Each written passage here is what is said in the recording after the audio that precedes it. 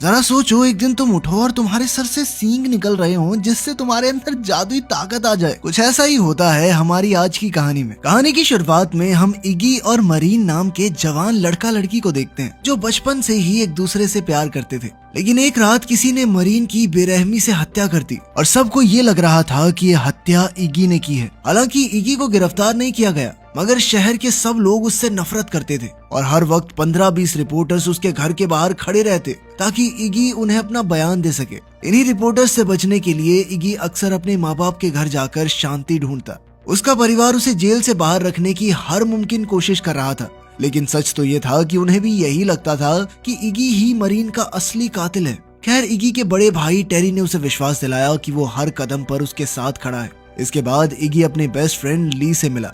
ली ही इकलौता ऐसा इंसान था जिसे पूरा विश्वास था कि इगी बेगुनाह है। ली एक वकील था और उसने ही इगी को अब तक जेल से बचा कर रखा था। लेकिन कुछ देर बाद इगी को खबर मिली कि जिस फोरेंसिक लैब में मरीन की लाश रखी गई थी उसमें आग लग गई है और सारे सबूत जलकर खाक हो गए थे। अब उनके लिए इगी को बेगुनाह साबित करना और भी मुश्किल हो गया था। और तो और अब पुलिस को एक गुमनाम इंसान की गवाही मिल गई थी। उसने कत्ल की रात इगी को मरीन को घसीट कर अपनी गाड़ी में ले जाते देखा था। ये खबर सुनकर तो इगी और भी परेशान हो गया, जिसके बाद वो एक पब में पहुंचा जहां उसकी एक दोस्त काम करती थी। ग्लेना बहुत समय से इगी को चाहती थी, मगर इगी को मरीन के सिवाय खुद दिखाई कहाँ देती थी। खैर, अब मरीन की मौत के बाद ग्लेना ने उसके करीब आने की कोशिश की, मगर इगी को अब भी उसमें कोई दिलचस्पी नहीं थी। फिर उस शाम मरीन के पिता और उसके दोस्त उस जगह पहुंचे जहां उसकी मौत हुई थी और उसे फूलों और मोमबत्तियों से श्रद्धांजलि दी। उस समय इगी वहां एक ट्री हाउस में छुपकर विस्की पी रहा था। वो जानता था कि वो बाकियों के साथ मरीन को श्रद्धांजलि नहीं दे सकता, क्योंकि मरीन के पिता डेल भी उसे अपनी बेटी की मौत का जिम्मेदार समझते थे। खैर, सबके जाने के बाद इगी गुस्से में वहां रखी हुई मूर्तियां तोड़ने लगा। तभी ग्लेना ने वहां आकर उसे रोका। इगी ने इमोशनल होकर कहा कि मरीन हर संडे चर्च जाती थी, अपने गले में क्रॉस भी पहनती थी वो, पर फिर भी वो इस तरह बेरहमी से मारी गई और भगवान ने उसे बचाने के लिए कुछ नहीं किया।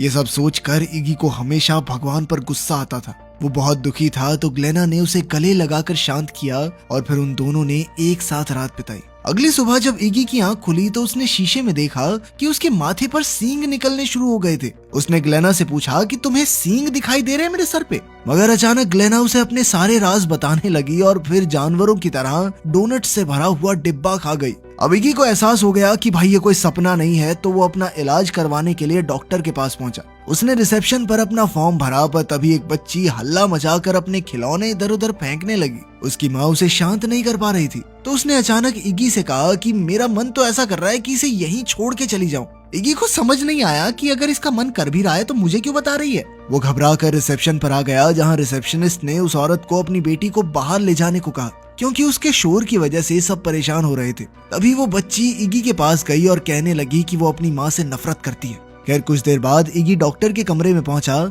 जहां नर्स उसे बताने लग गई कि उसका बॉयफ्रेंड उसे धोखा दे रहा है। इगी को समझ नहीं आ रहा था कि उसके आसपास के लोग अपने सारे खुफिया राज उसको क्यों बता रहे हैं। खैर, फिर डॉक्टर आया और उसने कहा कि ये सींग तो भाई काटने पड़ेंगे। फिर ऑपरेशन से पहले इगी को बेहोश कर दिया गया। बेहोशी की हालत में इगी को वो दिन याद आया जब उसने मरीन को पहली बार चर्च में देखा था।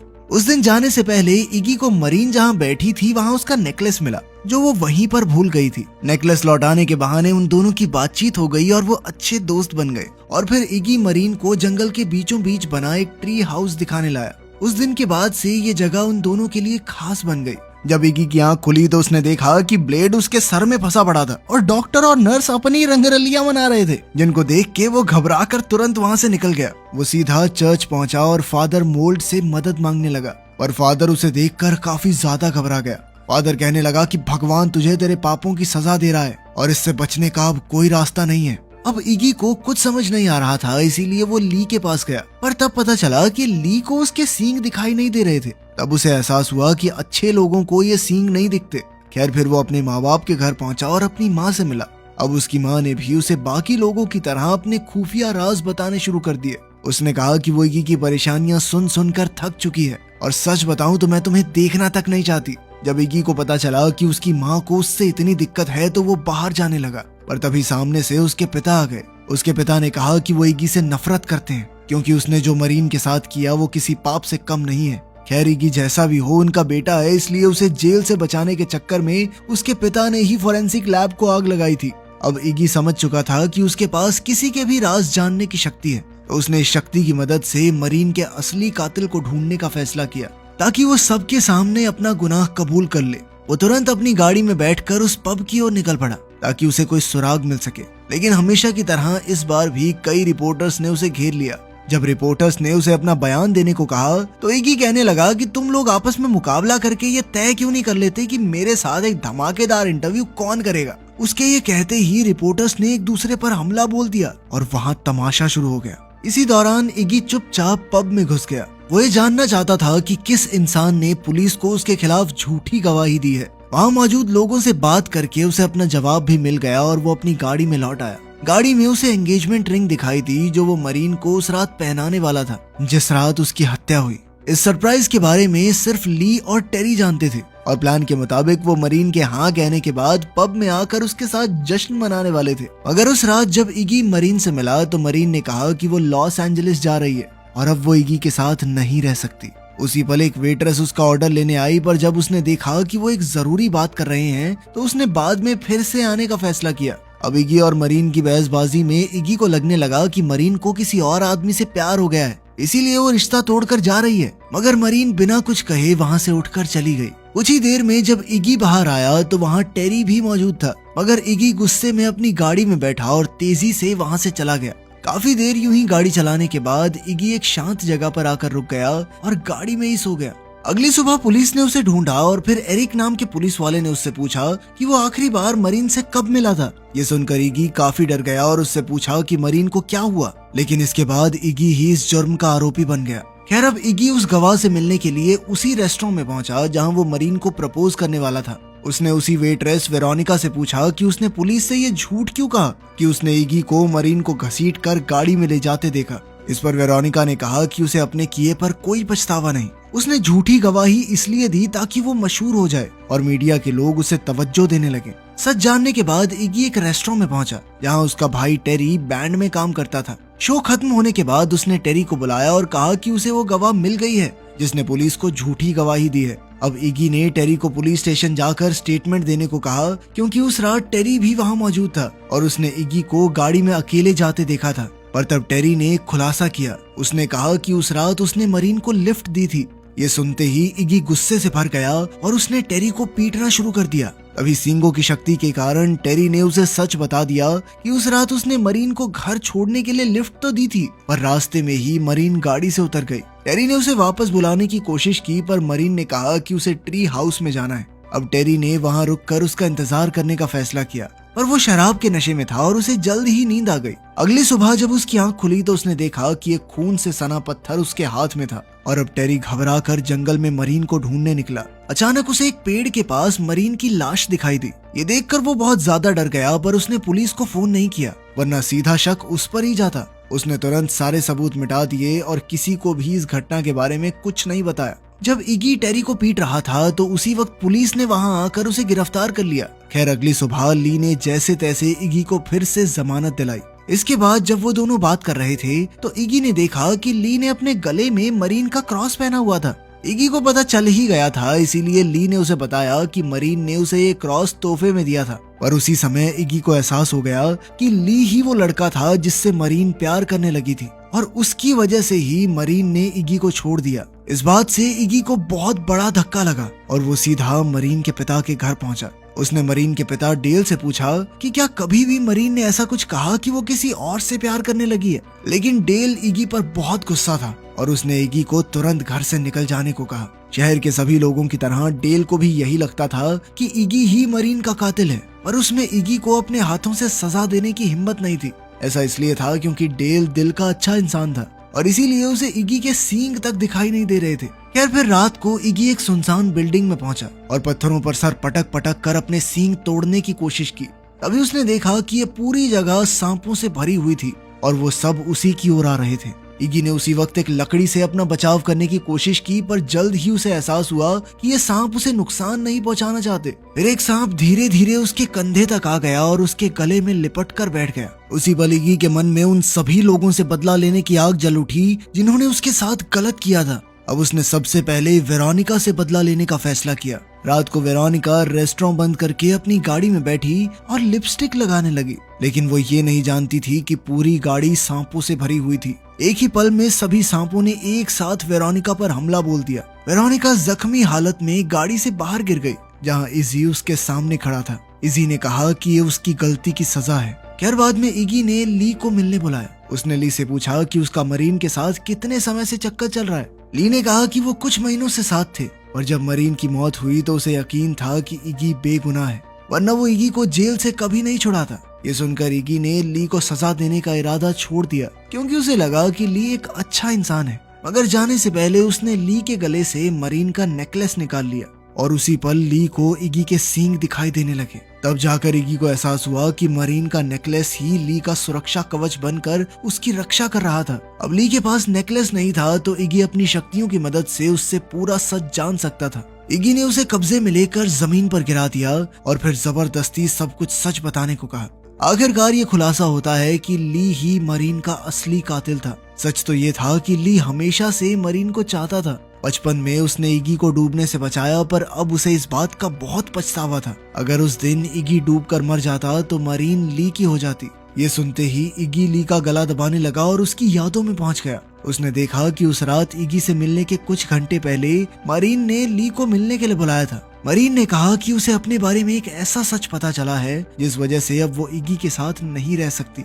आज रात वो इगी से ब्रेकअप करने वाली थी, इसलिए उसने ली से कहा कि वो मरीन के जाने के बाद इगी को संभाले। मगर उस रात जब ली ने मरीन को टेरी की गाड़ी में जाते देखा तो वो भी उसके पीछे गया। फिर वो मरीन को ढूंढते हुए जंगल में पहुंचा। जब उसे मरीन मिली तो उसने मरीन को अपने साथ घर चलने को कहा, मगर मरीन ने कहा कि इस वक्त वो बिल्कुल अकेला रहना चाहती है। वो इगी से ब्रेकअप के बाद फूट फूट कर रो रही थी तो ली ने अचानक आगे बढ़कर उसे चूम लिया और कहने लगा कि तुम्हें अपने आप को अकेला समझने की जरूरत नहीं है। असल में ली को लगा कि मरीन ने इगी को इसलिए छोड़ा है क्योंकि वो ली से प्यार करती है, पर मरीन ने उसी पल उसे दूर हटाते हुए कहा कि वो मरते दम तक सिर्फ इगी से ही प्यार करेगी और उसने ली के बारे में तो कभी इस तरह सोचा भी नहीं। इधर असलियत में ली ने अचानक खड़े होकर इगी पर हमला कर दिया। ली ने बताया कि जैसे ही उसे पता चला कि मरीन उससे प्यार नहीं करती और उसका इतने साल का इंतजार बर्बाद हो गया है तो वो गुस्से से आग बबूला हो गया। उसने तुरंत पास पड़ा एक हथियार उठाया और जोर से मरीन के सर पर दे मारा। इसके बाद उसने मरीन का नेकलेस चुराया और खून से सना पत्थर टेरी की गाड़ी में रख दिया ताकि मरीन की मौत का शक टेरी के ऊपर चला जाए। अब ली ने इगी पर कई बार जोरदार वार किए जिससे इगी बेहोश हो गया। फिर ली उसे घसीटकर उसकी गाड़ी में ले गया। अब उसका प्लान था कि वो पुलिस को बताए कि इगी को मरीन की हत्या करने का बहुत पछतावा था, इसलिए उसने ली के सामने अपना गुनाह कबूल किया और फिर मर गया बेचारा। ली ने इगी पर बहुत सारा तेल छिड़क कर गाड़ी को आग लगा दी और उसी समय इगी ने गाड़ी चलाकर सीधा समुद्र में गिरा दी। कुछ ही घंटों बाद पुलिस ने सबको इगी के मरने की खबर दी, मगर उस रात इगी जिंदा बच निकला था। समुद्र से बाहर आने के बाद वो सीधा मरीन के पिता डेल से मिलने गया। उसे जिंदा देखकर डेल काफी हैरान हो गया। तब इगी ने एक बार फिर से उसे बताया कि वो मरीन का कातिल नहीं है और इस बार डेल को उस पर यकीन हो गया। फिर उसने इगी को अपने घर में बुलाया और उसे एक चाबी दी जो मरीन उसके लिए छोड़ कर गई थी। तब इगी ने उसका शुक्रिया अदा करने के लिए उसे मरीन का नेकलेस लौटा दिया। डेल ने बताया कि ये नेकलेस असल में मरीन की माँ का है, पर डेल जानता था कि ये नेकलेस इगी के पास ही रहे तो मरीन को अच्छा लगेगा। जैसे ही इगी ने वो नेकलेस पहना उसी पल उसके सींग गायब हो गए और वो वापस एक आम इंसान के रूप में आ गया। इसके बाद वो सीधा ट्री हाउस में पहुंचा और चाबी की मदद से एक खुफिया बक्सा खोला जिसके बारे में सिर्फ वो और मरीन ही जानते थे।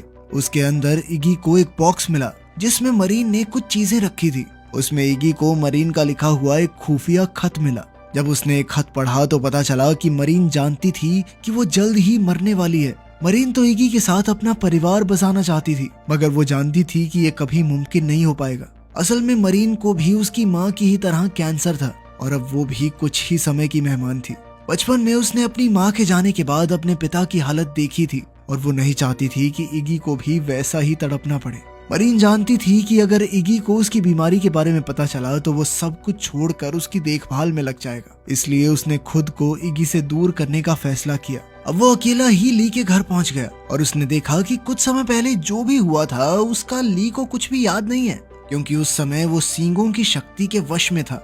खैर अब इगी ली को सैर के बहाने जंगल की ओर ले गया और बिल्कुल उसी जगह आकर रुका जहाँ उसने मरीन की जान ली थी। अब ली को एहसास हो गया कि उसका पर्दाफाश हो चुका है, पर उसने इगी को समझाने की कोशिश की कि वो बेगुनाह है, मगर इगी तो पहले ही उसके मुंह से सच सुन चुका था, इसलिए वो जानता था कि ये सब एक नाटक है। अब तो इगी बस ली की जान लेकर बदला पूरा करना चाहता था, पर फिर भी इगी ने खुद को रोका और ली से कहा कि तुम खुद जाके अपने आप को पुलिस के हवाले कर दो। उसी समय एक पुलिस वाले के साथ टेरी वहां आ पहुंचा और पुलिस वाले एरिक ने ली पर बंदूक तान दी। इगी को जिंदा देखकर एरिक समझ गया कि जरूर ली ने ही उसे मारने की कोशिश की होगी, इसलिए अब वो मरीन की मौत का प्राइम सस्पेक्ट बन गया था। अब ली के पास कोई दूसरा चारा नहीं था, इसलिए उसने अपना गुनाह कबूल कर लिया। मगर उसी पल अचानक उसने एरिक के हाथ से बंदूक छीनकर टेरी की टांग में गोली चला दी। जब इगी ने उससे बंदूक छीनने की कोशिश की तो ली ने गोली चलाकर पुलिस वाले की खोपड़ी उड़ा दी और टेरी को धमकी दी कि अगर पास आने की कोशिश की तो वो उसे भी मार डालेगा। अपने भाई की जान को खतरे में देखकर इगी ने अपनी गर्दन से वो क्रॉस निकाला और उसकी पीठ में 2 पंख निकल आए, मगर जैसे ही वो उड़ने लगा उसके पंख आग पकड़ लेते हैं और उसका पूरा शरीर जलकर राख हो गया। उसी पल इगी पूरी तरह से एक डीमन में बदल गया और इधर ली ने उस पर तब तक गोलियां चलाई जब तक उसकी बंदूक खाली नहीं हो गई। कई बार गोली लगने के बावजूद भी इगी को कोई फर्क नहीं पड़ा, जिसके बाद ली अपने घुटनों पर बैठकर उससे माफी मांगने लगा। इतना सब होने के बाद भी इगी को अपने पुराने दोस्त पर दया आ रही थी, लेकिन एक बार फिर से वो ली को पहचानने में धोखा खा गया। ली ने मौका मिलते ही राइफल से उसके घुटने पर वार किया और एक तीखी चीज उसके पेट में घुसेड़ दी। इगी दर्द में था, लेकिन भागता हुआ ली की तरफ गया और अपना सींग उसके पेट के आर पार कर दिया।